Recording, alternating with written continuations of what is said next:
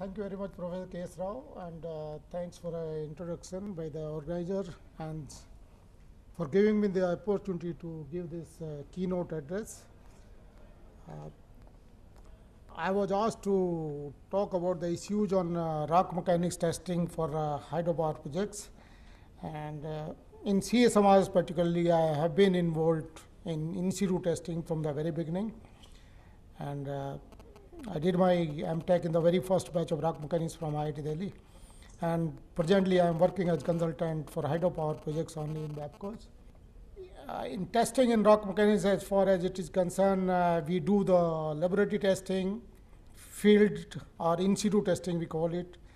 In field testing, there are three main tests: deformability of rock mass, or we call it modulus of deformations, and shear strength parameters, cohesion and friction, and in situ stresses.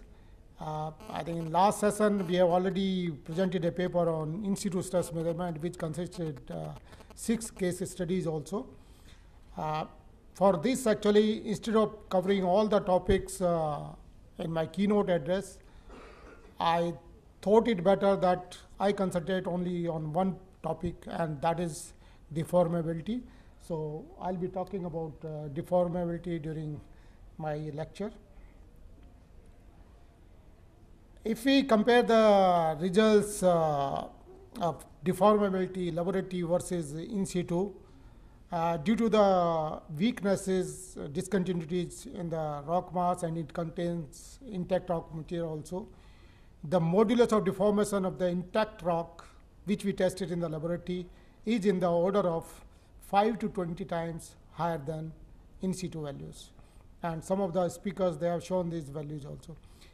And this difference depends on the jointing in the rock mass. More is the jointing, more is the difference.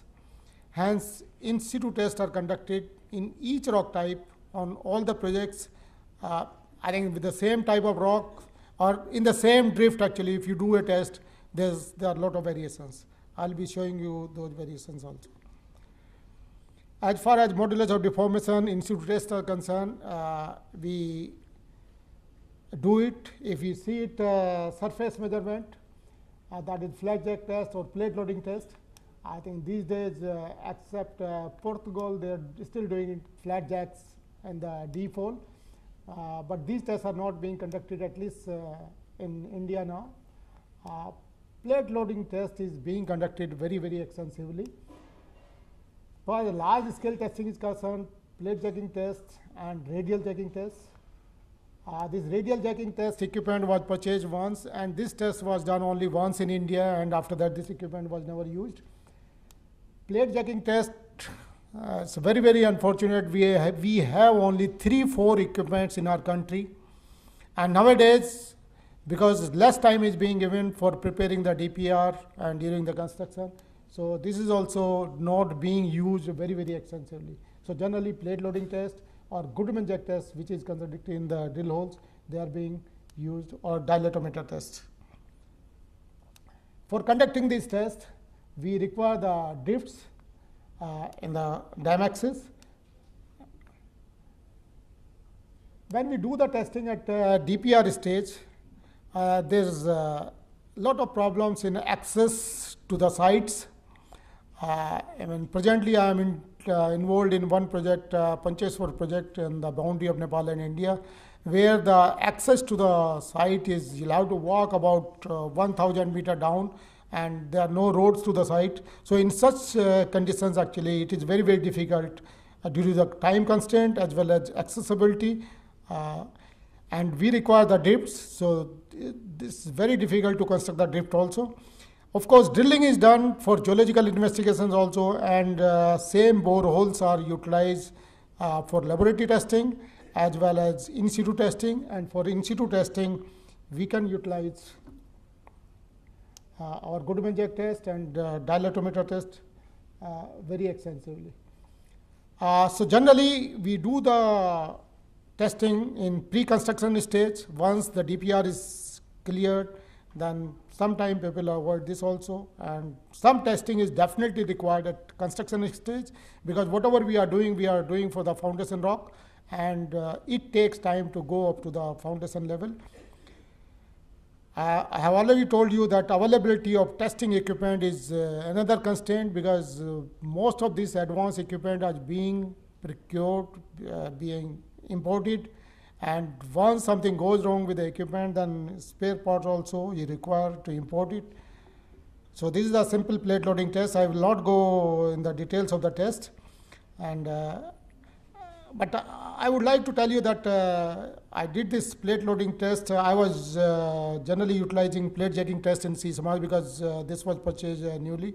And after 9 years of my CSMAS, I conducted first plate loading test.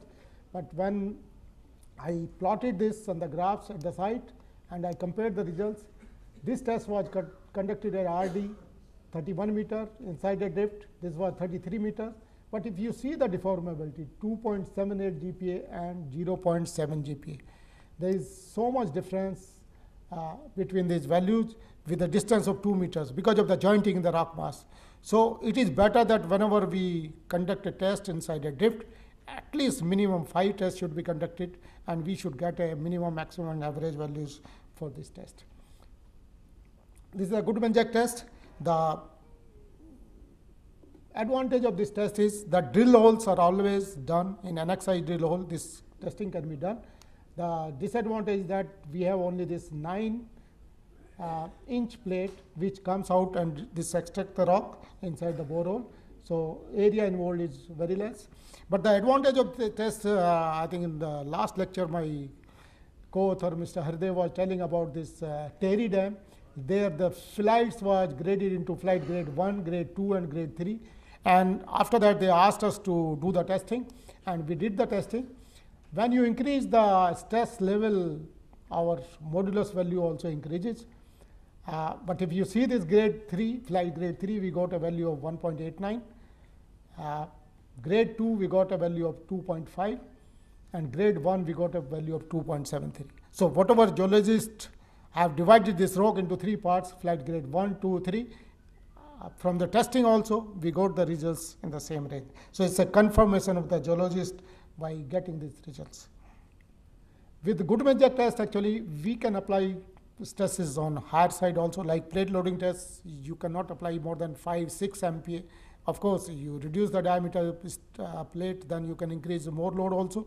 But generally, in Goodman-Jack test, we can go up to 60 MPa stress, and you can see the difference in the results: 2.49 MPa, 3.69, 5.47 at each stress level.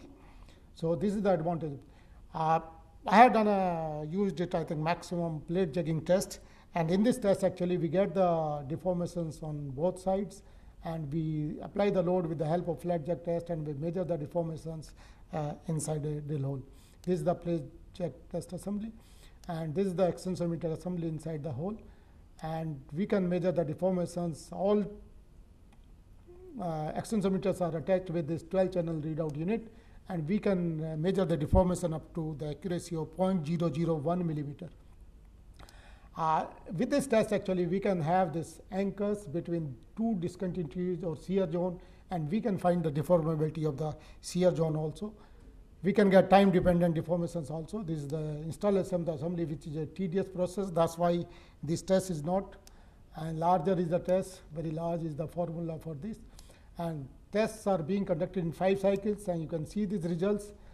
Generally, we install this extensometer up to 6 times the diameter, but in this test, we got deformations up to 3.5 meters. And in a tunnel also, if you do this FEM analysis 6 times the radius, you can get maximum results are up to that depth. If we compare this test, plate jugging test and plate loading test, Goodman-Jack test, this plate jugging test, generally around the drift, when it is excavated with drill and blast method, there is some disturbed zone, and we try to put this extensometer away from the disturbed zone. We can put it in the disturbed zone also, and we can compare the results. In plate loading test, when we stress this area, we are stressing this disturbed zone mass. That's why we get more deformations in plate loading test, and the modulus value will be on lower side.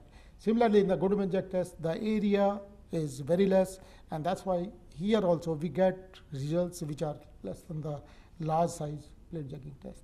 These are the graphs from this theory. Goodman-Jack test, we get first cycle inclined because we never know when the Goodman-Jack test is touching the wall. And at one project site, we used all these three equipments together. And from Goodman-Jack test, we got the results in perpendicular drift 3.82 GPa, parallel 3.74 GPa, and vertical 3.60. And from this, we can confirm that rock mass is slightly anisotropic. If we see the results from plate loading test, we got 2.09 GPa, Goodman-Jack test 3.6 GPa, and plate jugging test 8.7 GPa. So this is the kind of difference we get it from this large size plate jug. I have done the comparison of test results by various methods on one project site. Plate jugging test, we got a value of 5.57 GPa. This is the average value. Plate loading test, it was 2.9. These are the minimum and maximum variations also. Goodman-Jack test, 2.71. Flat jug test, 3.17. And laboratory test, 85.7. So difference is around 14 point something between the large plate jugging test and 85. And if you see this plate jugging test, these values are higher than the plate loading test, Goodman-Jack test, and flat jug test. For 4 or 5 projects, I have compared these values, and I have published a paper with Aril Palmstrom in International Journal of Tunneling and Underground Space Technology. And there we compare the results from 4 projects, and we came out with a factor that whenever we are doing this plate loading test, flat jug test, or Goodman-Jack test, which are being done very extensively, you can conduct 2 to 3 plate loading tests, 2 minimum tests during a day. You can conduct 5, 6 Goodman-Jack tests during a day. But if you want to conduct a plate jugging test, it requires minimum 2 days to conduct a test. So because of that problem, and you require a drilling machine also to drill the holes for you. So to avoid that, generally people are doing only plate loading tests and Goodman-Jack tests. So if you are doing those tests because they are simple in conducting, then those values should be multiplied by a factor of 2.5. And this factor can be attained.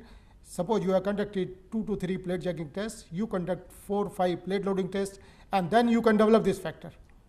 Like a Tala project, we were involved, and there I got this factor, which was more than this. Then we have indirect methods for getting it. Many people have done it. I'll be discussing about this. Barton has developed this 25 log 10Q, and I have made it 12.5 log Q. And after that, Nick Barton, he has updated those equations. ED equal to 10 Q to the power 1 by 3, and ED equal to 10 QC. Actually, for deformability, he changed this Q, also QC, he neutralized it by unconfined compressive strength, and he did that. So this is the plate jugging test we utilize in CSMRS. And this logging of the drill hole was done by Norwegian team. I think Dr. Rajbal Singh is also here in this conference. He and Mr. Grimstad, they were with me at the site, and they did this logging at 3 locations. And we did the test. And from this testing, this was the Barton's equation, 25 log Q. I got these results. And then when I saw my results by plate jugging test, they were 10.48. These 2 works were done differently, and then I developed this equation 12.5 log Q, and from this, when I got these results, I was very close to the measured value. So then I thought that because this Nick Barton, when he developed this, Grimstad and Barton, they developed this equation, actually that was done for a rock in South Africa or in Norway, where the rock are much better than in Himalayas. So those values were on conservative side as far as Himalaya is concerned. I want to show the importance of this one parameter deformability. This is a Lakhwar project in Uttarakhand now, and because of this rock mass under the dam foundation, this project was started in 1986, and it is still pending because of only one parameter, that is the deformability of rock mass. Mr. Kayastha is also there, who was involved very much on this. This is a slate rock mass, there is a shear zone also, and this is a trap rock mass. And in this project, actually, we did some testing under the river also. So much testing was done on this project, and because of this one parameter, this project could not become. So when designers chose these values based on the testing, for trap rock, they took 3 sets of the value. One was the homogeneous rock mass. Second test was variation, maximum value, and then here they have taken this minimum value and the minimum value by plate jugging test. If you see the results by these 3 sets, if you see the deformations, say vertical 8.89, 17.2, and when homogeneous rock mass is there, it's only 6.73. If you see the results, then 10.86, 52.6, 21.5. So there's a lot of variations when you change only one parameters in your analysis. So this is a very, very important parameters when you are choosing this value based on testing. Or in FEM analysis, we varied only modulus value, keeping all the parameters same. If the modulus value is 5 GPa, then deformations are 105 millimeter. You make it 7 GPa, deformations are 70 millimeter. You make it 18 GPa, that's a very high project for which this testing was done, and the deformations are only 30 millimeters. So this is the effect of the modulus I wanted to show you. For these tests, 3 projects, dam is 124 meter, 178, and our Bhakra 226 meter. This is the results of FEM analysis. And if you see these measured values, instead of 40.8, it's showing 19.4, 25, 7.5, 14, 4. Actually, that's where our back analysis plays a very, very important part. We should do it because we have taken this modulus values which are on lower side. That's why we have got this higher deformations. On one project, this project is also being done by NHPC and under controversy. It's stopped for last 4 years. They made a dam design review panel. I was part of it from the site. And then Center Water Commission designers, they asked me to do a very large size plate loading test. And when I visited the project, we saw that deformations were measured, they were installed under the dam foundations. And then I thought that a plate cannot be bigger than this. So that one block size was 120 meter length, 19.5 meter width, and this height was up to 33 meter. And we already got some deformations, which was 3.6. This 2.3 GPa value was selected by the designers, and this testing was done by simple plate loading test because rock type is sandstone here. And this testing was done by 3 organizations, including my office, CSMRS. And based on the testing by 3 organizations, they selected a value of 2.3 GPa. The maximum deformations was 10.6 when FEM analysis was done, but actual measured deformation was 3.6. Then we did the back analysis. I asked them that let us increase the modulus value because that seems to be on lower side because plate loading test was done. And we made it a 3.5 GPa. FEM results was 7.1, which was still lesser than this. Then we further increased it to 6.5 GPa. And we got a value of 3.9, which was closer to 3.6. We got some factor of safety also. Here also, if we divide this 6.5 by 2.3 by plate loading test, from here also I am getting the values of about 2.8 times. And I have given a parameters that when you are doing only plate loading tests or Goodman jack test, those values should be multiplied by a factor of 2.5, or it is generally 2 to 3 times higher than plate jugging test, lower than the plate jugging test. So overall observations after this study is that the rock mass in confined state is exhibiting better rock mass for this project behavior in comparison to the values observed in the test results for modulus of the rock mass. And you can realize after reaching to the site, actually, we got some samples from this project in our laboratory, and for saturating the samples, the samples were getting dissolved in the water. But when I visited the site, you see the rock mass, you put a hammer, you can have the sound of tuck tuck, and there are surge tunnels also, they are standing. People were of the view that this rock gets dissolved. If it is getting dissolved in the water, as far as rock is getting, you can break it with your hand. But rock mass, I mean, the drilling was done during the dam excavation, abutment, and you can see the roadside also for last 5-6 years. Even you can still see the signs of the roads, drilling roads, the site. So as far as rock mass is concerned, that is much better than the rock in the laboratory. Recently, I visited, Mr. Amit is there, there is Pune Sangchu 2. There also some foundation complexity was there, and we could see this, it's a very good rock, 4 plus random rock joints are there, but this is a slope standing without any support, and in between the foundation, we got a shear zone during the excavation. So there also we did some testing. So my conclusions of this study are that we recommend to utilize large size plate jugging tests for all projects with borehole deformation measurements to arrive at a final design value.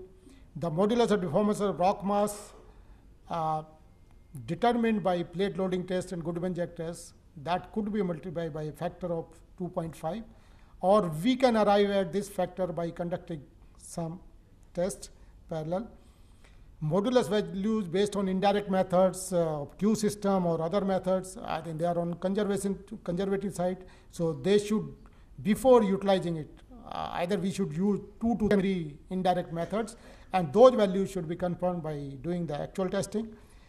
Properties of intact and jointed rock must be determined separately for all classes of existing rock at site. In general, based on experience, it is recommended that the design input parameters should be evaluated based on the actual observations for different classes of rock instead of using the indirect method. Thank you very much.